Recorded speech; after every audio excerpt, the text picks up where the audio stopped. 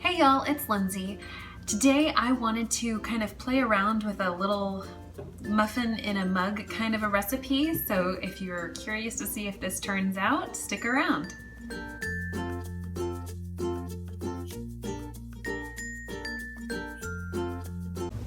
So we have just eaten lunch and I've just nursed Lauren and put her to bed for a nap. And I am still starving. And I kind of have a hankering for something that's kind of like the salted caramel flavoring.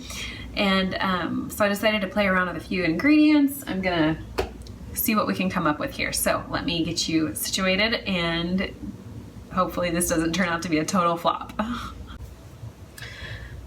Okay, so to start with, I think I'm gonna take about a teaspoon of butter and melt that in my giant soup-sized mug here. I don't know exactly how much this holds. I think it holds close to 20 ounces, but I'm gonna go melt off 1 teaspoon of butter.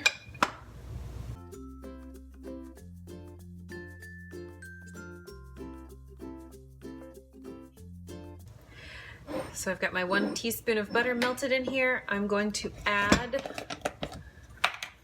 let's do 2 tablespoons of granular erythritol.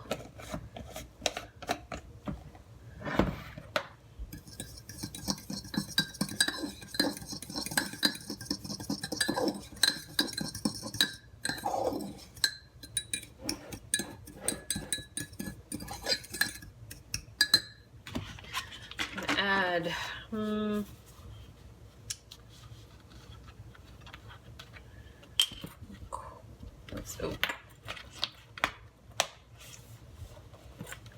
let's do a 1/4 cup or 4 tablespoons.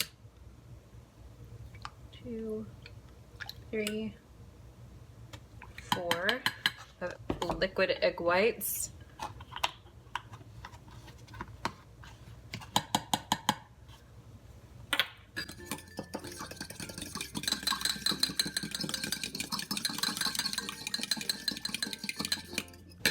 Okay. I'm gonna do 1, 2, 3, 4 tablespoons of baking blend.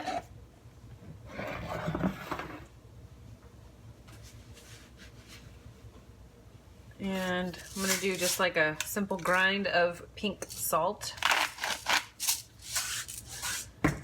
And let's do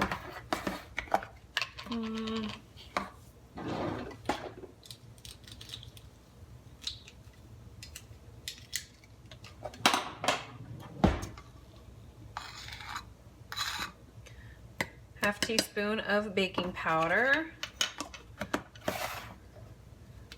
Splash of imitation caramel extract.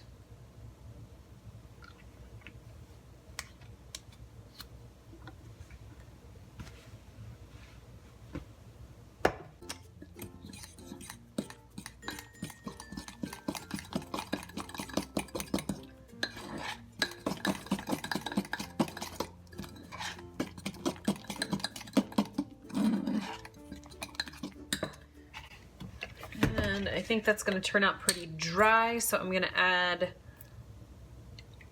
1, 2,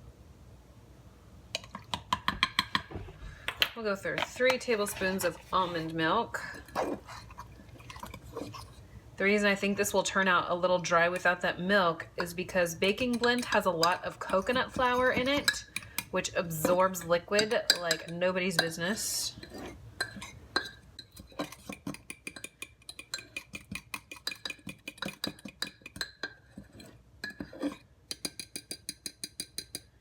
Okay, I'm gonna go take this to the microwave and probably do it for a minute to a minute and a half, see what happens, and then keep going.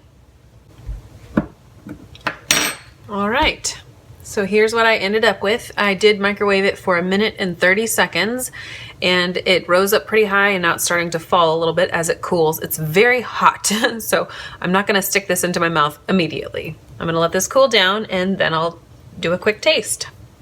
All right, let's give this muffin, I don't know what to call it, maybe a salted caramel mug cake? I don't know. We're gonna see if it turns out cakey or muffiny.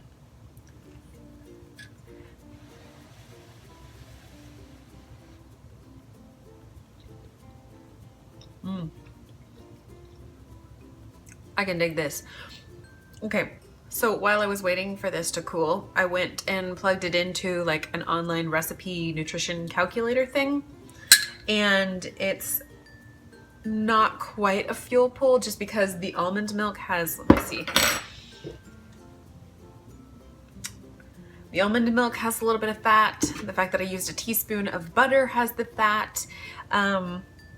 So it's not a perfect fuel pool. It probably has about 7 grams-ish of fat and about, I think it was maybe 12 grams of carbs, but 11 of those were fiber, so really it's really low carb.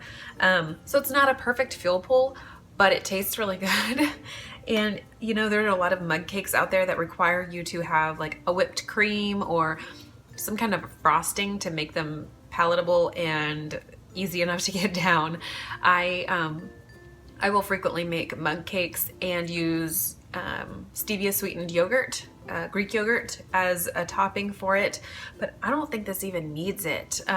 You know, everybody's got their own personal preferences and tastes, but I would say this little experiment is a winner. So I am going to put what I did in more like text format over in the description, and that way if you want to give this a taste or a test as well, you can do that.